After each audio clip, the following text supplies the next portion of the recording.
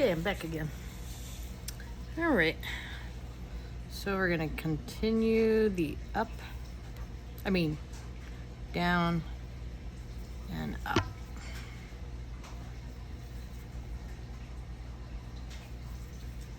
And this takes time to get fast at it, but once you've done over 100 socks or so, you pretty much can fly through it.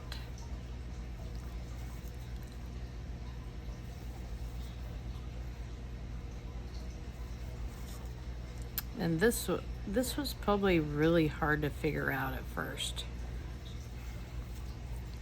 Now, if you don't have like contrasting yarn, it is very hard.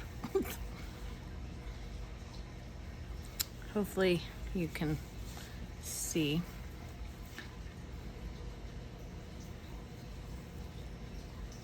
I'm not much of a recorder.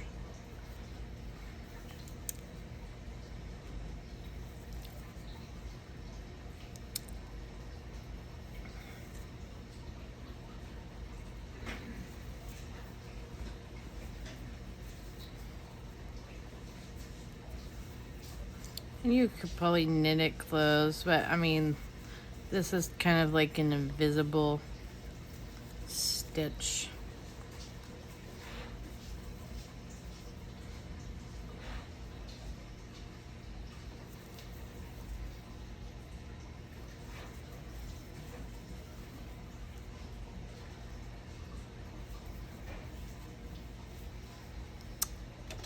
And this is why light is very important to see in glasses, which I still don't have on.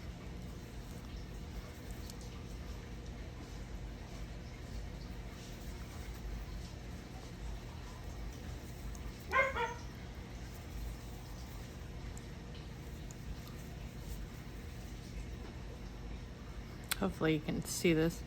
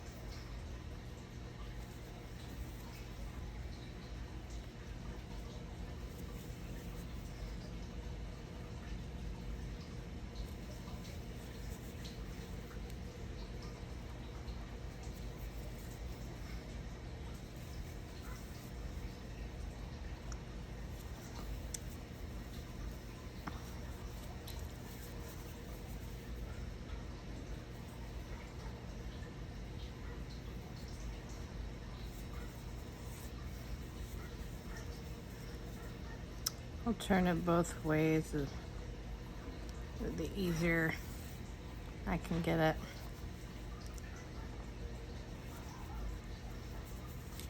When it gets smaller.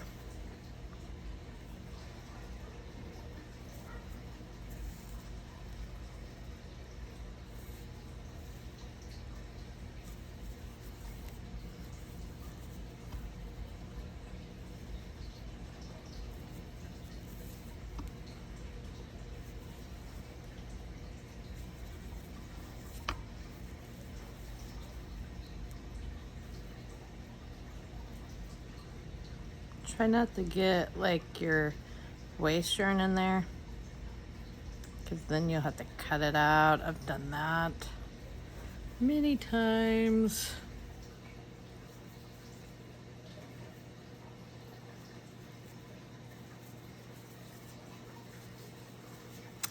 Yeah, and if you can go to crank-ins all over the world. You can go join, ladies all over the place. They have like what they call crank-ins and like conventions. And you can learn how to make ornaments and all kinds of different stuff with your sock machine. It's not limited to just socks.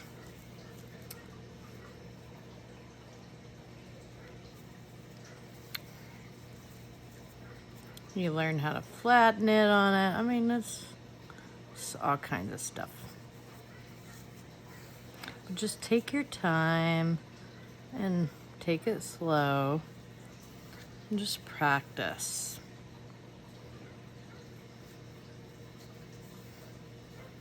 I find it relaxing and very rewarding because, I mean, it takes forever to knit a sock.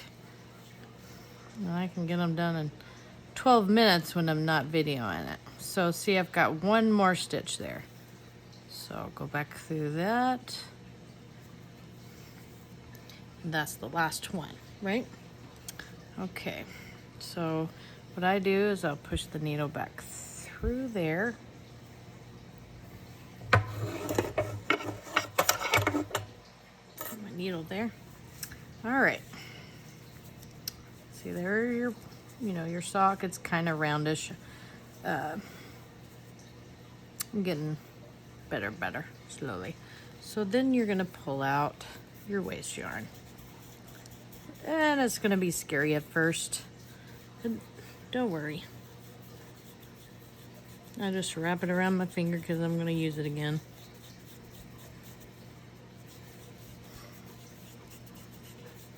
It's the moment of truth of the Frankenstein sock.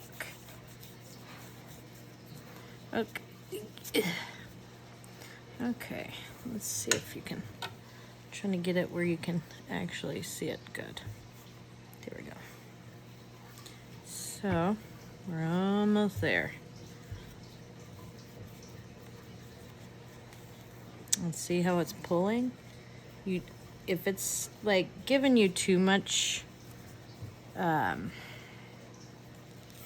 pull, don't pull it really hard because it may pull out a stitch. Maybe attached to a stitch.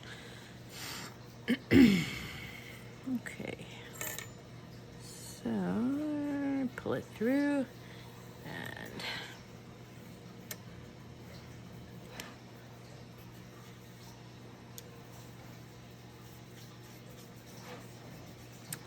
actually that's pretty cool looking Frankenstein sock. Okay. And you see it's sewed together and you can't tell, like it just stitches it, right? So with your tail, and put your needle back on. I find it easier to take my needle back off. This is how I tidy up my sock. Most of the time, I'll have to show you how that, well, I'll have to take this off first. One thing at a time. So I'll go where I started on this, wherever that may be. Let's see. Usually I can tell by looking at it. Sometimes.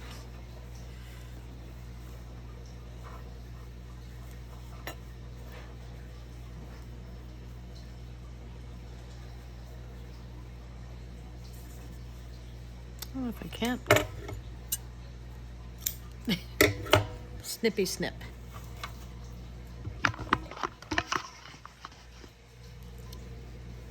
Okay.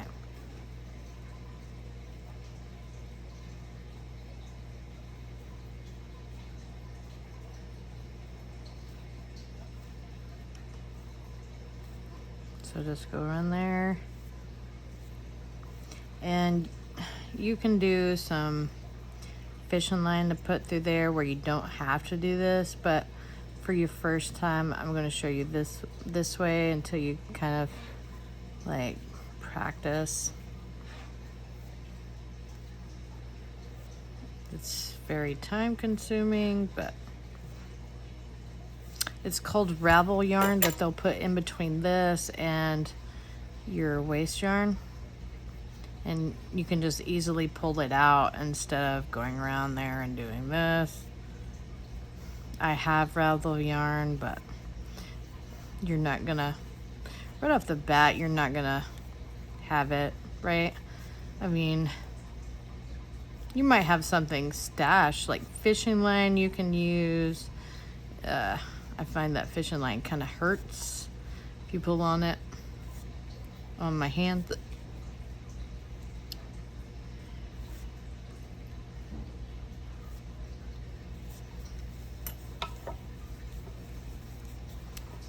Most of the time I'll just pull it tight.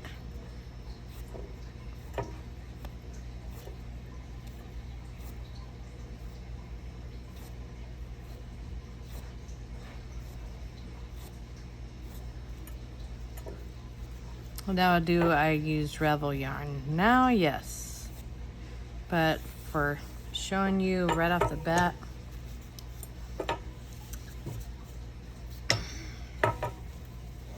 no.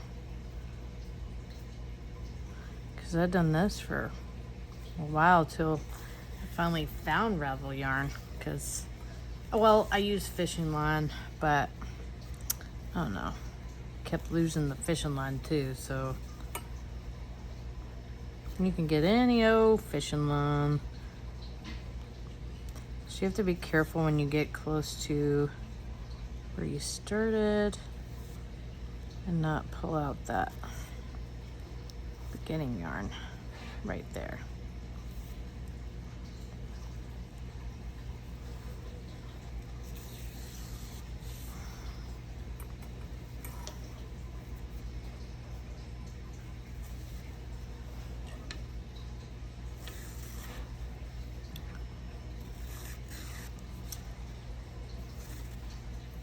Trying to go as fast as I can.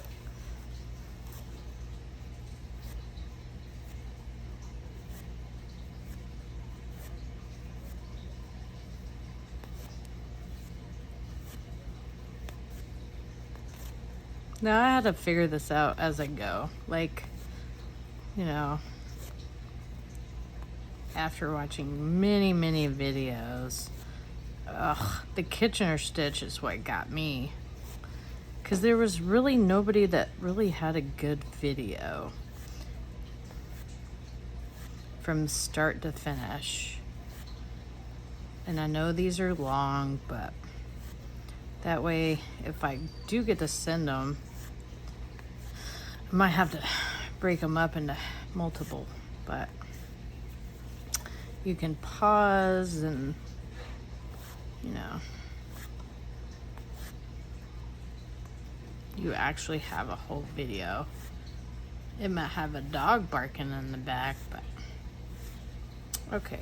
So now I've got the bonnet off, and that's actually to 60, but I think it's supposed to say 64, but I might have put the wrong one on there because I think there's a 60 here somewhere.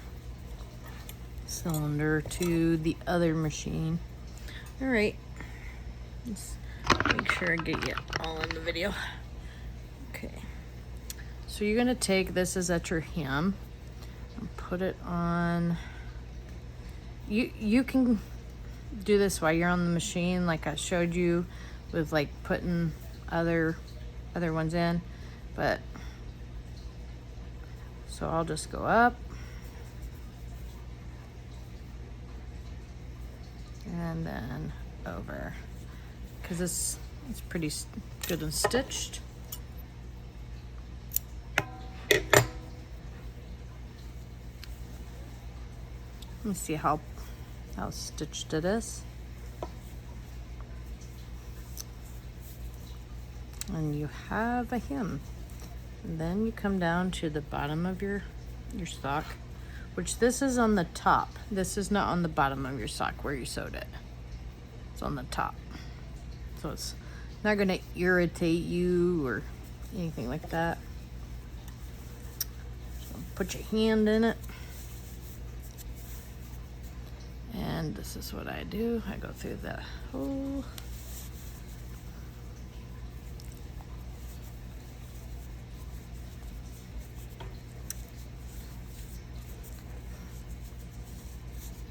Okay.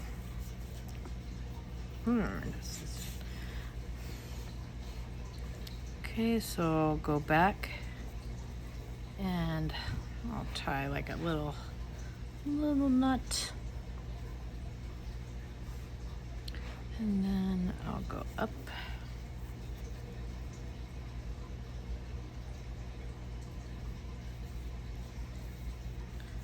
I'll go up and down.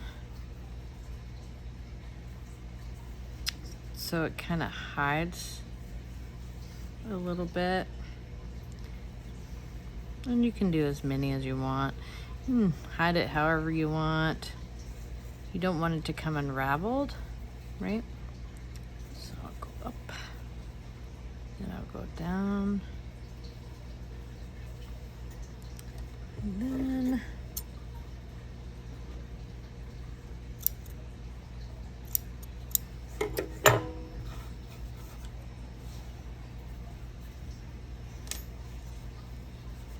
let's see, you can see like where we kind of hid that, but that's okay. You can't really see it on the outside, but and see, that's how that's gonna look. I don't know why that looks different, but yeah, it's a homemade sock.